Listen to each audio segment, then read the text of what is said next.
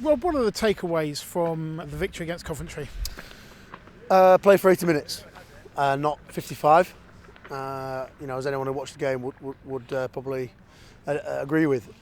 I think we were exceptional for 55 minutes, and then we probably just got a little bit carried away, a little bit thought the job was done, switched off a little bit, whatever cliche you want to use, and we let a dangerous Coventry team back in.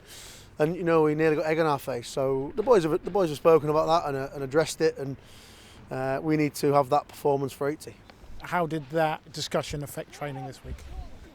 Well, we're pretty consistent in our training model and practices and things, so it didn't affect it too much. It's a much more sort of psychological thing, I think. Really, they need to just address that in their heads, and we've done a few things around that, and I think talking about it and discussing it is the first step in that, as they say. So we've voiced it, and look, proof will be in the pudding whether we can do it.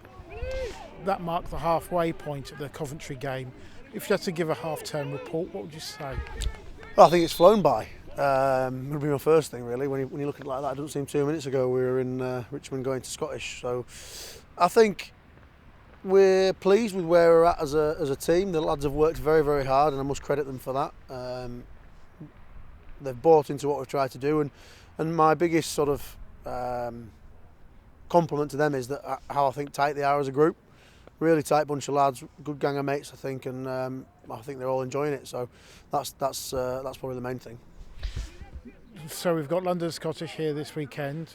Obviously they would have improved since the last time you met them, and that was a convincing win, but you're expecting a tough game on Saturday, aren't you? Yeah, absolutely. Anyone who's watched their last couple of games, they've improved radically.